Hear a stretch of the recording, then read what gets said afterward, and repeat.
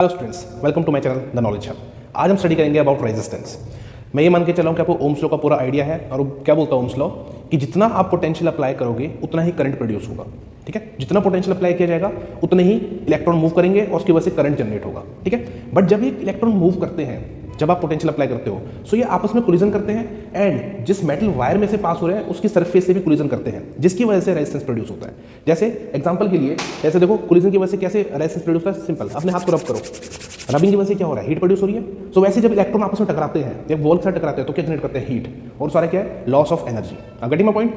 तो चलो फिलहाल हम पढ़ेंगे आज combination of resistance in series and parallel. ठीक है, सबसे पहले याद रखो, मेरे पास ये आपके पास बैटरी दे रखी है विद 12 वोल्ट। करंट कैसे जनरेट होता है, देखो करंट हमेशा सबसे पहले देखो इलेक्ट्रॉन यहाँ जनरेट हो, this is positive terminal and this is negative.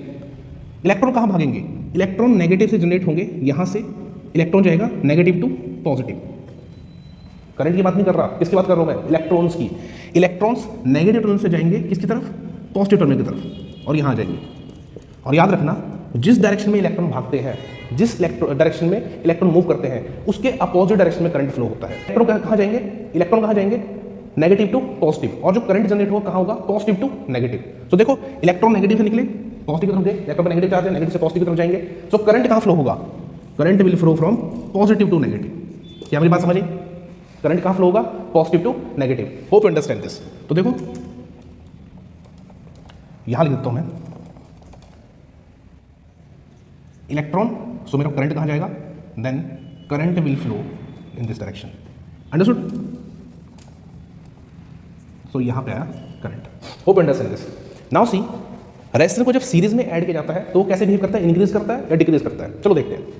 ये पोटेंशियल डिफरेंस है 12 वोल्ट। इसका मतलब है इन दोनों टर्मिनल के बीच का जो डिफरेंस है वो 12 वोल्ट है। मतलब अगर ये मेरा टर्मिनल पॉजिटिव है, पॉजिटिव मींस हायर पोटेंशियल, मान लो ये 100 वोल्ट पे रखा है, तो ये वाले कितने पे रखा होगा, इनका डिफरेंस कितना आना चाहिए, 12। सो दूसरा जो लोएस्ट टर्मिनल है ये कितने पे आ जाएगा, अबाउट 88 वोल्ट। ये कुछ भी हो सकता है, बट इनका डिफरेंस जो है 12 वोल्ट होगा। मेरी बात समझ रहे हो। सो इन दोनों का difference, let us suppose this is 50, अगर ये 50 है, सो यहाँ कितना जाएगा 38। इनका डिफरेंस कितना आएगा, difference is 12 volt, difference is 12 volt. अब getting my point. Okay, so potential difference, अगर ये पोटेंशियल डिफरेंस सेम हो गया सो इलेक्ट्रॉन मूव करेंगे, क्योंकि ड्रिफ्ट ही नहीं मिलेगा। जब ड्रिफ्ट नहीं मिलेगा तो मूव करेंगे नहीं। So potential like a push which by which electron move, धक्का मारो और उसकी वजह से इलेक्ट्रॉन मूव हो रहा है, पोटेंशियल की वजह से। क्या बात समझे। Okay, now see, higher potential, positive means higher potential and negative means lower potential. So current generate हो गया higher potential to lower potential, electron move कर रहे हैं lower to higher. Now resistance है obstruction in the flow of, जब current flow करता है तो ऑब्स्ट्रक्शन जो पैदा होती है, प्रोड्यूस होती है ड्यू टू द कोलिजन, उसको बोलते हैं हम resistance. Okay, so now see, अब देखो कैसे पता चले कि सर्किट सीरीज में है या पैरेलल है। उसका देखो अच्छे से, करंट आया, बस करंट को चलाए रखो, ये रेजिस्टेंस यहाँ कर दिया, ये भी रेजिस्टेंस इससे ही पास हो रहा है, इससे ही पास हो रहा है। क्या मेरा यहाँ से करंट जो गया, क्या वो कहीं टूटा, नहीं, जो करंट यहाँ गया वही यहाँ गया और यहीं आ गया। ठीक है, याद रखना, जितना करंट पॉजिटिव टर्मिनल से जनरेट होता है उतना ही यहाँ जाता है, जितना करंट पॉजिटिव से जनरेट होगा उतना यहाँ जाएगा। क्या बात समझे। सो अगर यहाँ से 10 एम्पीयर करंट जा रहा है तो यहाँ जाते जाते यहाँ भी वापस 10 ही आएगा।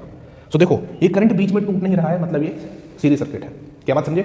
सिमिलरली मेरे पास है पैरेलल सर्किट। अब यहाँ आराम से देखो, करंट जनरेट हुआ, this is positive, this is negative, higher potential to lower potential, current generate हुआ गया। अब यहाँ करंट टूट रहा है, जहाँ भी करंट पार्ट्स में टूट जाए मतलब वो पैरेलल अरेंजमेंट है।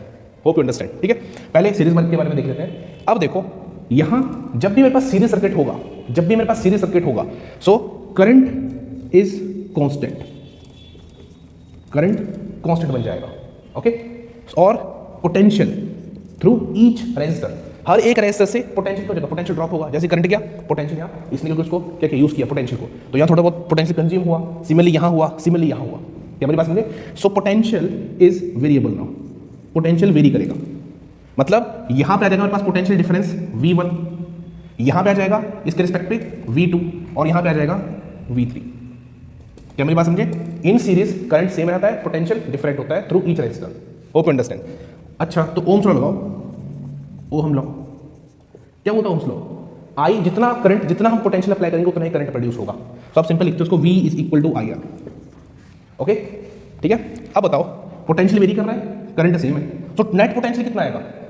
Potential is scalar quantity, means हम पोटेंशियल को डायरेक्टली ऐड कर सकते हैं। देखो V1, V2 and V3, net potential ये हुआ, टोटल पोटेंशियल 12 वोल्ट है, तो यहाँ कितना होगा, इसके बराबर ये प्लस ये प्लस ये। ठीक है, अब पोटेंशियल फाइंड करना है, इसके बारे में हमें पता नहीं है, रेजिस्टेंस और करंट की फॉर्म पे हम इसको तोड़ेंगे using Ohm's law, V is equal to IR। So मुझे बताओ अगर Ohm's this V is equal to IR है तो V1 कितना जाएगा? So V1 will be equal to, current तो सेम है I, resistance R1, okay. Similarly V2 I R2 and V3 I R3। क्या यहाँ तक बात समझ आई? ओके, क्या यहाँ तक बात समझ आई? So V1 is equal to IR1, क्योंकि करंट सेम है, रेजिस्टेंस वेरी कर रहा है, सो पुट कर दो value. So V will be equal to I R1 I R2 and I R3 and total potential कितना आ जाएगा? V is equal to IR, total current pass हो रहा है इनटू टोटल रेजिस्टेंस, इसको बोलते हैं इक्विवेलेंट रेजिस्टेंस।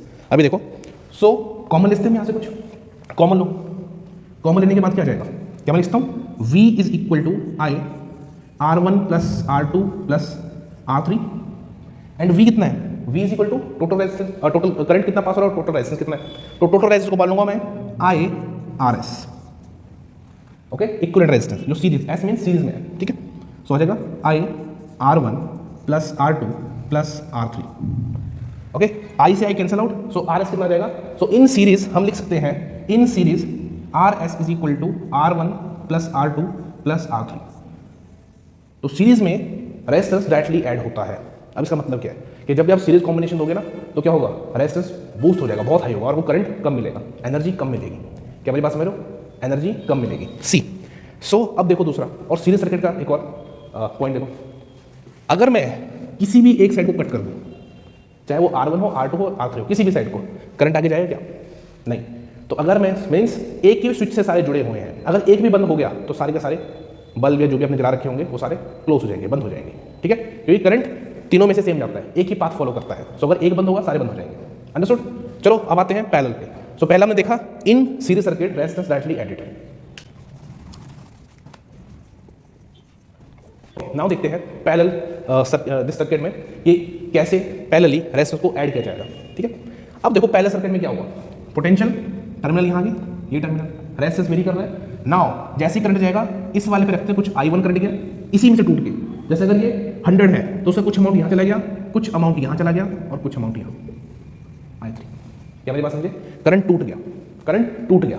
और इन पैरेलल सर्किट ये और ये टर्मिनल दोनों का पोटेंशियल डिफरेंस क्या है? सेम, पोटेंशियल डिफरेंस यहाँ सेम आता है, ठीक है। अब देखो, so in parallel circuit potential is same constant through every resistor, ठीक है, बट करंट अब वेरी करेगा, करंट वेरी करेगा। अब करंट को भी हम डायरेक्टली ऐड कर सकते हैं, करंट को भी डायरेक्टली ऐड किया जाता है। आप स्केलर वेक्टर जब पढ़ोगे तो फ्यूचर में समझोगे कि करंट कैसे ऐड किया जाता है and so on. So current will be equal to I1 plus I2 plus I3, क्योंकि यहाँ पोटेंशियल सेम हो गया तो करंट ढूंढेंगे, टोटल करंट कितना गया? I1 plus I2 plus I3। क्यों? क्योंकि जितना यहाँ से करंट जनरेट होगा उतना ही वापस आएगा, जितना करंट जनरेट होगा उतना ही वापस आएगा। सो यहाँ से I वापस आएगा, ठीक है। बैटरी का रूल क्या है? जितना वो देगी, करंट देगी, उतना ही वापस आएगा, ओके। नाउ सी, तो लगाओ दोबारा से ओम्स लॉ। अगर मैं ओम लॉ का यूज करूं, so V is equal to IR। अब हमें क्या निकालना है? I। So current will be equal to, current will be equal to V upon R। क्या हम I1 I2 और I3 की वैल्यू निकाल लें? निकालो।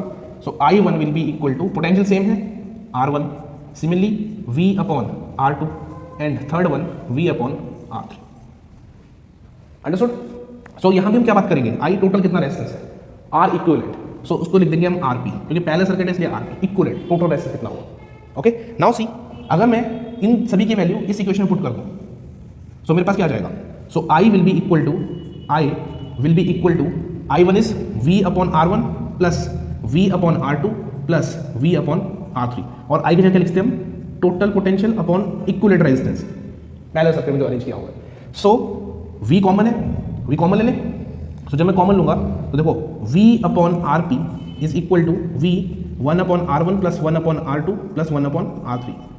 V से भी कैंसिल आउट, V से भी cancel out, hence you get कितना मिल जाएगा आपको? Hence you get 1 upon RP is equal to 1 upon, चलो आपको मिल जाएगा 1 upon RP is equal to 1 upon R1 plus 1 upon R2 plus 1 upon R3 for parallel circuit, ठीक है। अब यहां देखो, पैरेलल सर्किट में किसी एक से अगर आप एक को कट ऑफ कर दो, यहाँ से करंट जाएगा नहीं, आपके जो बल्ब या जो भी चीज़ होगी जलेगी नहीं, बट ये दूसरे को इफेक्ट नहीं करेगी, ये इसको इफेक्ट नहीं करेगी। अगर इसको ऑफ करोगे तो सारे सर्किट बंद नहीं होंगे, जैसे अपने घरों में होता है, ठीक है, एक स्विच से सिर्फ एक बार काम करता है पूरा सर्किट। मतलब हमारे घरों में मैक्सिमम टाइम पैरेलल सर्किट ही अरेंज किए जाते हैं। जितनी भी डिस्ट्रीब्यूशन रखी है ना वायर्स की, वो सारी क्या है, पैरेलली कनेक्टेड है। ओके, अगर सीरीज में डालते तो क्या दिक्कत थी, अगर सीरीज होता तो एक स्विच से सारा बंद, सारा जितने भी अपने वायर है कट ऑफ स्टेट में चल जाती, क्योंकि करंट अगर एक से भी जीरो हो गया तो सभी से जीरो हो जाएगा इन पैरेलल। ओके, सो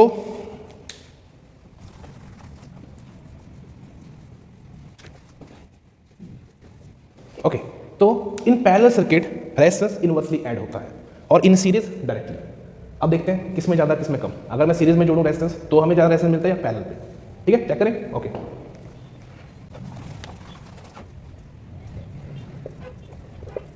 सो आपके पास एक क्वेश्चन दे रखा है, दो रेजिस्टेंस है R1 R2, 2 ओम और 3 ओम की, ठीक है, एक बार इसको सीरीज में ऐड करना है और एक बार पैरेलल। देखते हैं रेजिस्टेंस कहाँ ज़्यादा होता है। सो अगर मैं सीरीज में ऐड करूँ so we know that in series resistance directly add हो जाता है। So we got 2 + 3 which is your 5 ohm, ठीक है, तो सीरीज में मेरे पास ये आ गया इक्विवेलेंट रेजिस्टेंस। अब चेक करते हैं पैरेलल के लिए।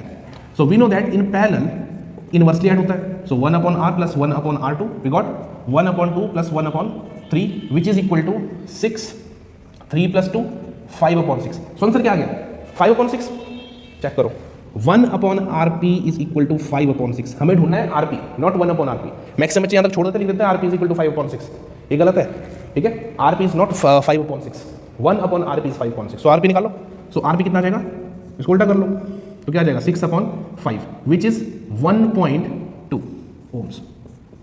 क्या बात समझ आई। तो देखो रेजिस्टेंस कहाँ है, जब आप सीरीज रेंज में करते हो 5 ओम, मतलब ज़्यादा रेजिस्टेंस मिला, ज़्यादा एनर्जी वेस्ट हो रही है। बट जब आप पैरेलल रेंज करते हो तो कम रेजिस्टेंस मींस एनर्जी वेस्ट हो रहा है, कम हो रहा है। क्या मेरी बात समझे, ठीक है। अब एक क्वेश्चन करते हैं सीरीज पैरेलल के रिगार्डिंग। एक क्वेश्चन करूँगा जिसमें सीरीज पैरेलल दोनों कॉम्बिनेशन होंगे।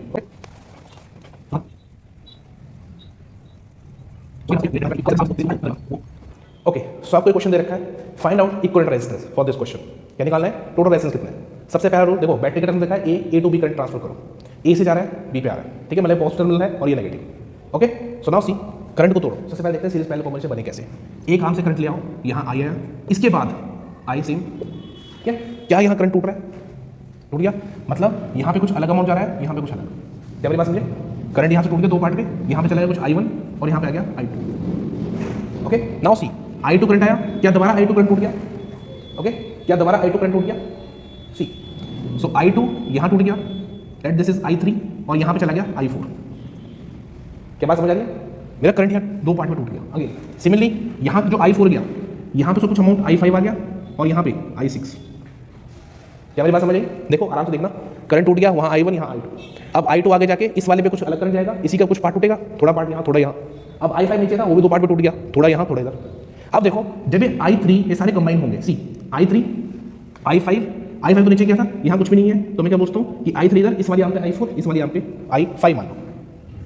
क्या बात समझ आई। अब जब ये तीनों यहाँ कंबाइन होंगे तो कितना जाएगा I3 + I4 + I5, ठीक है, और किसके बराबर है I2। तो कितना करंट मिल गया यहाँ I2।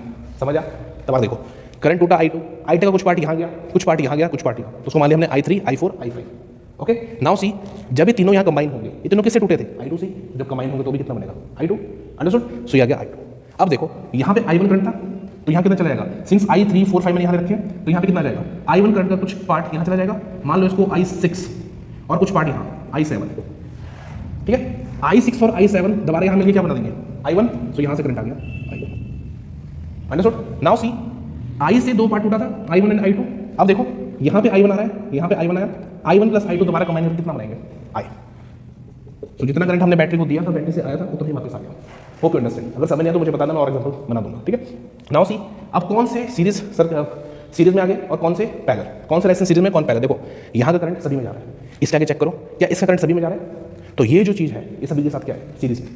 अंडरस्टूड, इसका करंट सभी के से पास हो रहा है, इसे करंट आगे टूट रहा है ना, मतलब इससे जहाँ से जो करंट निकला वो सभी के पास जा रहा है। तो ये जो मेरे पास आया ये सभी के साथ सीरीज में। तो सबसे पहले मैं इसको सॉल्व नहीं करूँगा, एंड से स्टार्ट करो। देखो कैसे, यहाँ का देखो I3 I सब में लग रहा है, सारे में लगा है, तो मतलब ये पैरेलल है, तीनों क्या है पैरेलल। सिमिलरली ये दोनों आपस में क्या इसका करंट इसके पास जा रहा है, नहीं, इनका करंट आगे चला गया, तो इसका करंट इसके पास हो रहा है क्या, नहीं, इससे करंट निकालो, एंड पॉइंट देखो, सिंपल रेजिस्टेंस का एंड पॉइंट देखो, करंट निकला, इसके पास जा रहा है क्या, नहीं, करंट हमेशा इधर से ट्रैवल करता है आगे को, इसका करंट आगे निकल गया, इसका आगे, इसका आगे, मतलब ये दोनों इन सभी करंट आपस में कंबाइन नहीं हो रहा, मतलब मिल नहीं रहा है, वापस नहीं जा रहा है इसके पास। सो करंट यहाँ से निकला, यहाँ से निकला, यहाँ से निकला, क्या गया आपस में पैरेलल, ठीक है। जैसे इसका करंट सभी के पास जा रहा था, बट इनका करंट किसी के पास नहीं जा रहा, तो ये तीनों मेरे पास क्या आ गया आपस में पैरेलल। ओके नाउ सी ये पैरेलल, ये दोनों भी आपस में क्या है पैरेलल, इसका करंट आगे चला गया, उसका करंट आगे चला गया, ठीक है। सो देखो इनको पहले ऐड कर लो, पहले केस 1 बना के उसको देखो। सो कितना जाएगा, फर्स्ट केस पे इसको 1 मान लो, केस 1 केस 2 देखो। सो पहला मेरे पास आ जाएगा, फर्स्ट इज पैरेलल में है, सो 1/RP फर्स्ट केस के लिए 1/2 प्लस 1/2 सॉल्व करके आंसर आ जाएगा 1, एलसीएम लो 1 + 1 क्या जाएगा 2/2 विच इज 1। ओके सो 1 तो मेरे पास RP कितना आ गया, RP 1/1 इज जस्ट 1 ठीक है। सिमिलरली इन सभी को ऐड कर दो केस 2 के लिए। सो 1/RP सेकंड केस के लिए 1/2 प्लस 1/2 प्लस 1/2 क्या गया 3/2 जब आप एलसीएम को सॉल्व करोगे, ठीक है। So RP2 will be equal to 2/3। यहां तक बात समझ आई, ठीक है। अब इसके डायग्राम को तोड़ेंगे, मींस रिजॉल्व करो इसको। देखो अब क्या बचा, जब मैंने इन दोनों को सॉल्व किया तो मेरे पास आंसर आया, यहां सिर्फ अब एक ही बच गया रेजिस्टेंस, सभी का इक्विवेलेंट ले लो, और यहां भी एक बच गया विच इज यहां पे क्या है RP1 और यहां पे RP2। ओके नाउ सी कंबाइन हुए आगे चलेंगे, ठीक है। और यहां टोटल रेजिस्टेंस 2 ओम, यहां वाला टोटल नहीं सिंपल रेजिस्टेंस। ओके अब मेरे को इसको सॉल्व करना है। अब क्या आएगा देखो, ये जो यहां से जो करंट पास होगा ये इससे भी पास हो रहा है, इससे भी पास हो रहा है, यहाँ जो करंट पास होगा ये इससे ही पास हो रहा है, इससे ही पास हो रहा है, मतलब ये जो रेजिस्टेंस है दोनों के साथ सीरीज में है। बट ये दोनों क्या है, इसका करंट आगे चला गया और इसका करंट भी आगे चला गया। क्या इसका करंट इसके पास आ रहा है, नहीं। क्या इसका इसके पास आ रहा है, नहीं। दोनों कंबाइन होकर आगे चले जाएंगे, अंडरस्टूड। तो यहाँ से जो करंट आया वो दो पार्ट में टूट गया, इसके पास कुछ I1 करंट चला गया, इसके पास I2। अब जो I1 I2 है यहाँ दोबारा कंबाइन होकर आगे चलेंगे, तो यहाँ दोबारा आ जाएगा I। अंडरस्टैंड, मतलब दोनों पैरेलल है। बट दिक्कत क्या है, अगर मैं इसको साथ इसको इसके साथ सॉल्व करता हूँ, दिक्कत क्या आएगी, ये इसके साथ क्या सीरीज में, चलो आपस में सॉल्व कर लिया, आंसर क्या आएगा इसके साथ सीरीज में, ये सीरीज में था बट ये तो पैरेलल में। कंफ्यूज कि अगर मैं इन दोनों को सॉल्व करता दिक्कत क्या थी, इनका आंसर जो आएगा वो क्या रखोगे आप, सीरीज में रखोगे इसके साथ या पैरेलल में, इसके साथ ये सीरीज में, ये वाला पैरेलल में, हो गई कंफ्यूज। तो हमेशा वो पॉइंट चूज करो जहां कोई ऐसी कॉन्ट्रडिक्शन वाली स्टेटमेंट ना आए। जैसे अगर मैं इन दोनों को सॉल्व करूं, ये दोनों पैरेलल में है बट दोनों का आंसर इसके साथ क्या है सीरीज में, दोनों पैरेलल में है बट दोनों का आंसर इसके साथ क्या है सीरीज में। ओके सो इन दोनों को अगर मैं सॉल्व करता हूं तो क्या आता है देखो।